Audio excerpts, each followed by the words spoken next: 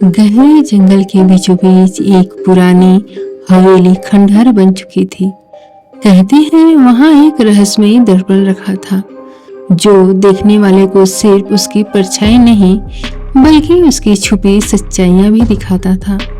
रवि एक जिज्ञासु फोटोग्राफर इस हवेली की कहानियों से बहुत प्रभावित था। एक दिन उसने इस रहस्य से पर्दा उठाने का निश्चय किया और अपने कैमरे के साथ हवेली में प्रवेश किया। दीवारों पर जाले लटके थे, फर्श टूटा फूटा था और हर कोने में अजीब सी ठंडक महसूस हो रही थी। कमरे के अंदर धूल से ढका एक बड़ा दर्पण रखा था। रवि ने धीरे से उस पर हाथ फेरा और धूल हटते ही दर्पण में उसकी छवि उभर आई। लेकिन अगले ही क्षण उसका दिल तेजी से धड़कने लगा। दर्पण में सिर्फ वही नहीं बल्कि उसके पीछे एक अजीब आवृत्ति भी थी, एक काला साया जिसकी लाल आंखें चमक रही थी। रवि झट से पीछे मुड़ा लेकिन वहां कोई नहीं था। जब उसने दोबारा दर्पण में देखा तो इस बार कुछ और भयावह दिखा। वह खुद, लेकिन एक डरावने रूप में। उसकी आंखों में गहरी उदासी थी और चेहरे पर डर झलक रहा था।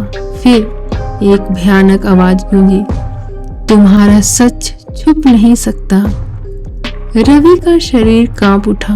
अचानक दर्पण के अंदर उसके बचपन की घटनाएं चलने लगी।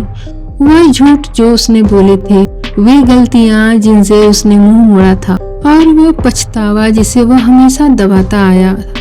दर्पण उसकी आत्मा का प्रतिबिंब बन चुका था। वह चीखते हुए पीछे हटा पर उसकी परछाई दर्पण में ही कैद हो गई।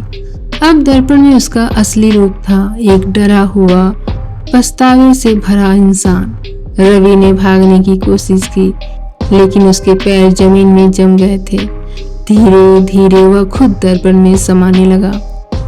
अगले दिन जब कुछ स्थानीय लोग हवेली के पास से गुजरे तो उन्होंने देखा कि दर्पण में एक नई छवि थी जो अब किसी और को उसकी सच्चाई दिखाने के लिए कैद हो चुका था, क्योंकि वह दर्पण सिर्फ प्रतिबिंब नहीं बल्कि आत्मा की परछाई दिखाता था।